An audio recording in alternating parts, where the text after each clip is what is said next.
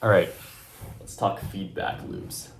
Um, as you may have known, because I just told you like 20 minutes ago, my first batch of pottery just came out. Yeah, it looks pretty nice. I'm very happy with how these turned out, especially a lot of this like double glaze stuff. So this is all actually the same glaze, and then this bottom half that's more blue is like a second layering. So fun little effects we got here. We got the fun J at the bottoms. Oh shit, I just spilled some. Anyways, yeah, on the way back, like when I was picking up my pottery from the studio, I thought about like why pottery to me feels so fun and enjoyable to do. And I have this like larger grand theory of I think what I find interesting and worth doing in the world, just like intrinsically, not even from like a oh society finds this useful type of perspective. I think a lot of it comes down to this concept in video game design called gameplay loops, which, you know, if you've heard about pace layers before, it's roughly the same thing, right? The concept with gameplay loops is that within a game, to make the game intriguing and to keep the player engaged, you need multiple levels of gameplay loops. So kind of thinking at different time scales, like second by second, is this gameplay engaging? And a lot of that kind of revolves around whether the mechanical movement or controls are fluid and fun to do. A level beyond that is like on the minute time scale. It's like minute by minute is the level you're currently working through, engaging, well designed, fulfilling if you finish it. And then there's also like progression at the hour level time scale, right? If you are, you know, doing something that's more mechanistically heavy, you can see your hard skills improve. You can maneuver through levels much more adeptly, or muscle memory kind of kicks in. MMOs kind of have also this like leveling progression where you can kind of watch this grow over time on a hour by hour time basis, um, and then there's also much longer time scales like days and even years, right? Some games have a really high like skill ceiling, which it's like even though they're not doing anything drastically different on like a game by game basis, you can kind of see how like one example is like this concept of game sense, like how much of this like intuition do you have for the game that you develop.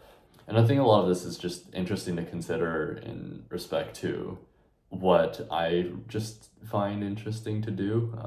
I find playing like guitar, pottery, and programming too, they're all very like interesting on pretty much every single time scale I can think of.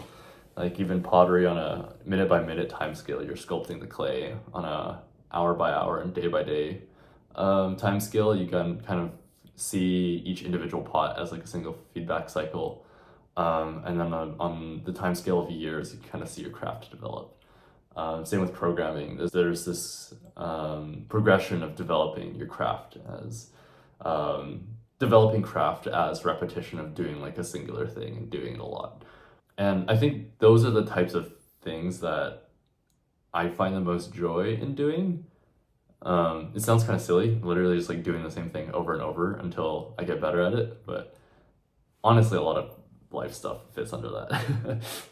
Yeah, and I think this kind of appeals to me from like a game philosophy perspective, because when you think about like what makes something feel like flow or feel good, it's kind of, you've probably seen that like diagram where you have like two axes of x-axis you can kind of think about as the difficulty of the challenge.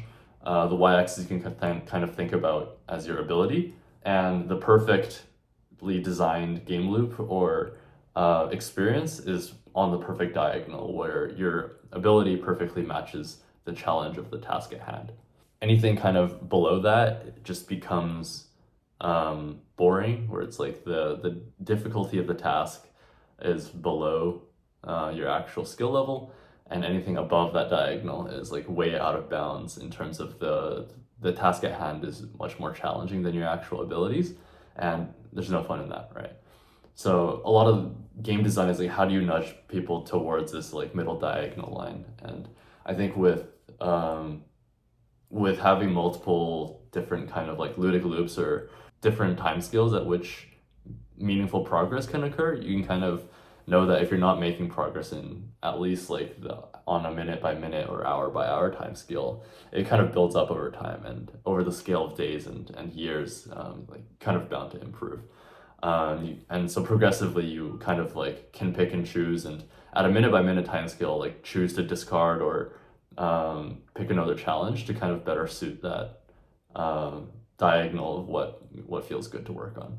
And I think even just like on a grander time scale of like how I think about approaching work and choosing stuff that's meaningful to work on, I've kind of like become less and less worried about it as time has gone on, just because it feels like this larger, like years long feedback cycle where, you know, my minute to minute, day by day kind of informs that larger picture. And yeah, it feels like this thing where the more I do it, it's like it'll reveal itself over time.